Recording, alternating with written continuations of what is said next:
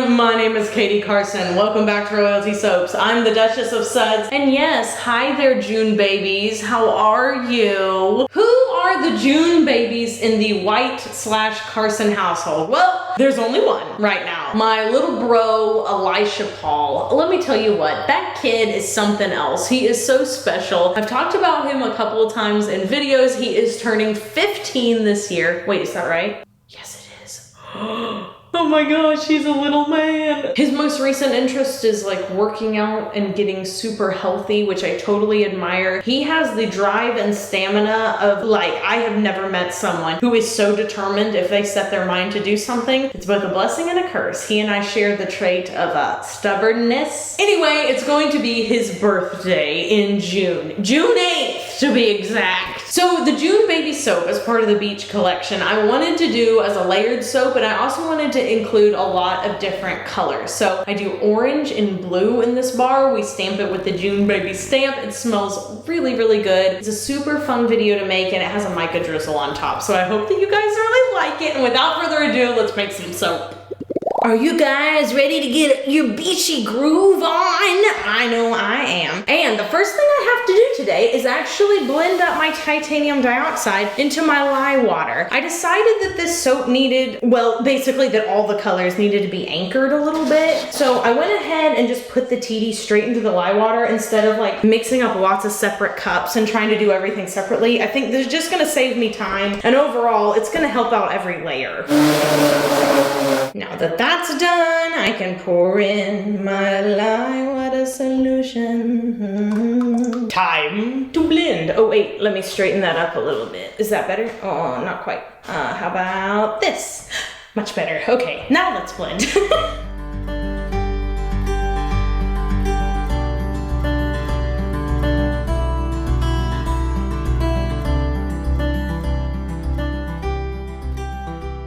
Alright, so that looks great. I think it's the perfect base for what I was looking for. And now it's time to split my batch off equally. And let me tell you guys, I have the most delightful fragrance I'm using today. I use this about once a year in some summer soap. It doesn't really matter which one. It's a great scent. It's one of everybody's favorites. It is Hot Pink Lime by Nature's Garden. It smells like a cherry limeade. It smells so good. It's very, very versatile. Also, I'm not affiliated with Nature's Garden. I know I use them all the time, but that's because their fragrance oils are very inexpensive and they're very, very good, and they have so many to pick from. So they're one of my go-to places to recommend to new soap makers who are just getting the hang of using fragrance oils and they want something that they can trust but they don't have to break their bank for. Nature's Garden is great for that. I know you guys have also heard me talk about Wholesale Supplies Plus and Brambleberry, perhaps Lone Star Candle Supply.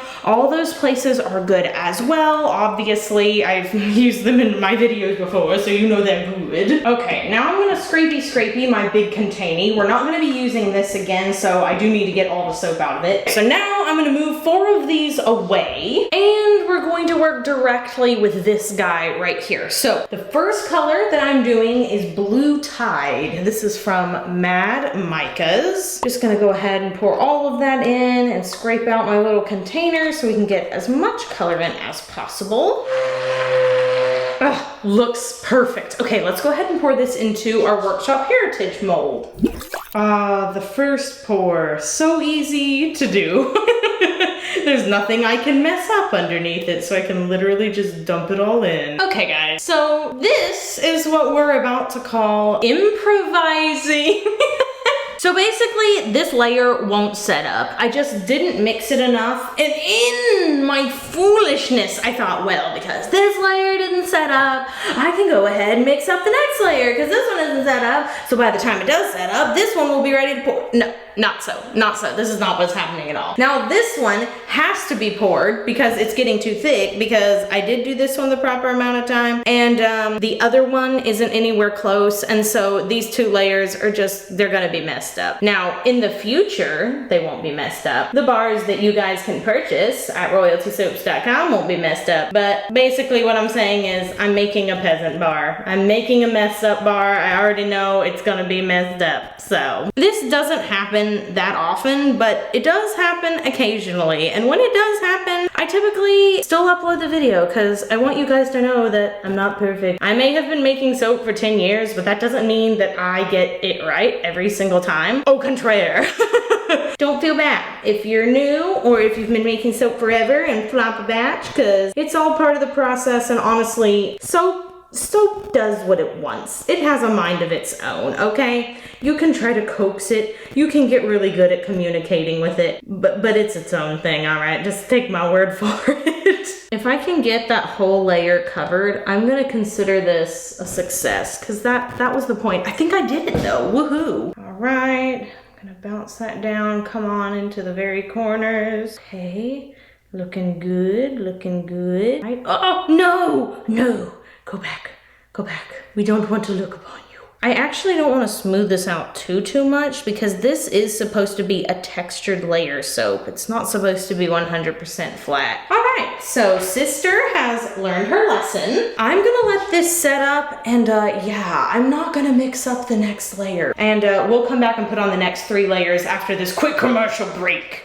I textured the top, and so it is time to pour the Tahitian teal. Now, I will say, I did blend this longer than I blended the first layer, but not quite as long as the blue layer, so hopefully it sets up in a timely manner and it fills all the gaps. That's really all we can hope for, honestly. Scrapey, my containy. Also, how did this little bit of pink get on here? I haven't used any pink at all with this soap. Wow, also Tahitian teal, literally the exact same color of the silicone liner. Okay, so let's go ahead and texture this top a little, not too much, because I can see just me pushing down this little could easily break into the next layer. It's a pretty shallow thing we're doing here. It's so shallow. All right, let's pour this first orange layer in. Oh, yes, I'm already loving it. It reminds me of an orange rind. All right, so this layer has set up a little bit faster, probably because we're getting towards the end, so I feel good about getting the next layer ready. Woo, this has been quite a process. I know you guys aren't gonna see like how long it took me, but just trust me, it was a process. All right, so let's go ahead with our last layer here. Ooh, yes. It's kind of a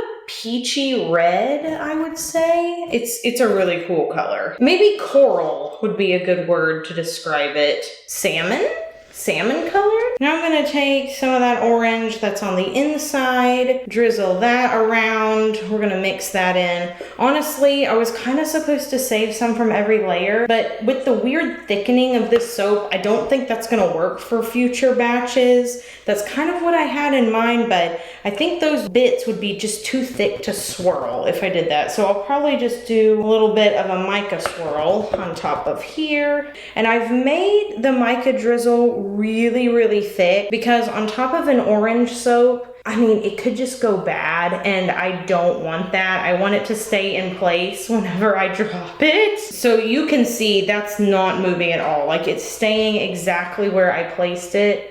That's what I want. Okay, so now let's fill in with Tahitian teal, which is slightly more green than Blue Tide. Yes, that's looking excellent. All right. Okay, so let me get, well, I guess I can use this actually. I'll just use this pipette that I have. We'll swirl the top. Let me remove these so I can actually see what I'm doing. Alrighty. Dun dun dun dun dun dun dun dun dun dun dun dun. This is a little bit bigger than before. Do I prefer that? I don't think so. I think we'll go back in with the pipette. I think that mixes it a little bit too much, makes those lines too thin. We'll go back in with the skinny one, just like so. Go around the edges.